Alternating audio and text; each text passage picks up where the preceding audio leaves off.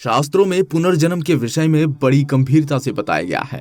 जानिए पुनर्जन्म होता क्या है इसके पीछे का रहस्य।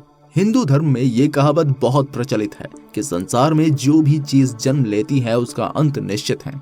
इसलिए न केवल मनुष्य या पशु पक्षी देह त्यागते हैं बल्कि देवता भी मृत्यु का सामना करते हैं। लेकिन शास्त्रों में पुनर्जन्म के विषय में भी बड़ी गंभीरता से बताया गया है। पुनर्जन्म का अधिक महत्व हिंदू धर्म में बताया गया है, जबकि पश्चिमी धर्म इसको अधिक नहीं मानते हैं। आइए जानते हैं पुनर्जन्म होता क्या है और क्या है इसके पीछे का रहस्य। पुनर्जन्म पर हुए हैं कई शोध। गीता प्रेस गोरखपुर ने अपनी किताब में लिखा कि पुनर्जन्म एक ध्रुव सत्य है और इसके साथ कई ऐसी घटनाओं का वर्णन भी किया गया है जो पुनर्जन्म की पुष्टि करती है।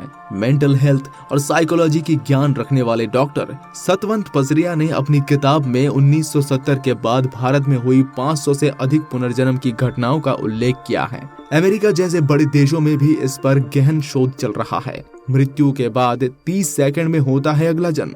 उपनिषद और शास्त्रों के अनुसार आत्मा जब शरीर छोड़ देती है उसके तुरंत बाद ही वो दूसरा शरीर धारण कर लेती है। इस घटना की समय अवधि 30 सेकंड होती है, किंतु पुराणों में बताया गया है कि ये समय लंबा भी हो सकता है, जैसे 3 दिन, 13 दिन, सवा महीना या 1 साल से ज्यादा भी हो सकता है। इससे ज्यादा जो आत्मा शरीर धारण नहीं कर पाती है वो या तो भूलोक पर मुक्ति के लिए भटकती रहती है या स्वर्ग लोक चली जाती है। इसके अलावा वो पितृलोक में भी वास करती है या अधोलोक में गिरकर भी समय बिताती है। जरूरी है मुक्ति पाना। शास्त्रों में बताया गया है कि कर्म और पुनर्जन्म एक दूसरे से संबंधित है। कर्मों का फल ही पुनर्जन्म निर्धारित करता है। इस प्रकार पुनर्जन्म के 2 उद्देश्य होते हैं। पहला कि मनुष्य अपने कर्मों के फल के अनुसार जीवन भोगता है और दूसरा इन कर्मों से अनुभव हासिल करके नए जीवन में सुधार लाता है। अधिकांश लोग ये सोचते हैं कि पुनर्जन्म के बाद उन्हें कौन सी योनि में जन्म मिलेगा। जन्म को जाति भी कहा जाता है। उदाहरण स्वरूप पुनर्जन्म के बाद वनस्पति जाति, पशु जाति, पक्षी जाति और मनुष्य जाति में व्यक्ति को जन्म मिलता है। कर्म के अनुसार आत्मा को जिसका शरीर प्राप्त होता है वो उसकी जाति कहलाती है।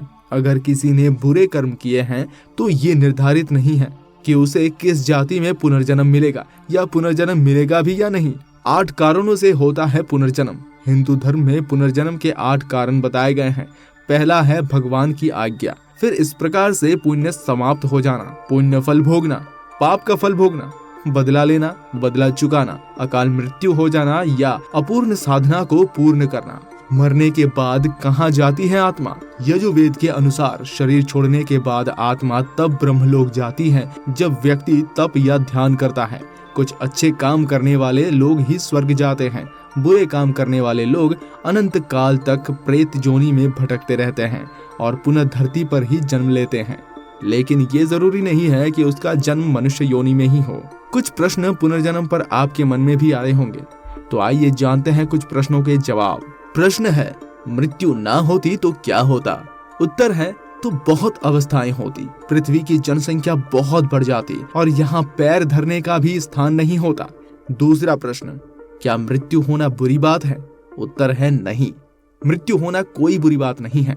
ये तो एक प्रक्रिया है शरीर परिवर्तन की। तीसरा प्रश्न, यदि मृत्यु होना बुरी बात नहीं है तो लोग इससे डरते क्यों हैं? उत्तर, क्योंकि उसको मृत्यु के वैज्ञानिक स्वरूप की जानकारी नहीं है। वे अज्ञानी हैं। वे समझते हैं कि मृत्यु के समय बहुत कष्ट होता है।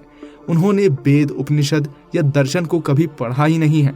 वे ही अंधकार में पड़ते हैं और मृत्यु से पहले कई बार मरते हैं। चौथा प्रश्न, तो मृत्यु के समय कैसा लगता है? उत्तर है, जब आप बिस्तर में लेटे नींद में जाने लगते हैं तो आपको कैसा लगता है, ठीक वैसा ही मृत्यु की अवस्था में जाने में लगता है। उसके बाद कुछ अनुभव नहीं होता।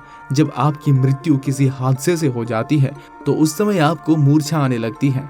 आप ज्ञान शून्य होने लगते हैं, जिससे कि आपको कोई पीड़ा ना हो। तो यही ईश्वर की सबसे बड़ी कृपा है कि मृत्यु के समय मनुष्य ज्ञान शून्य होने लगता है और मूर्छित अवस्था में जाने लगता है।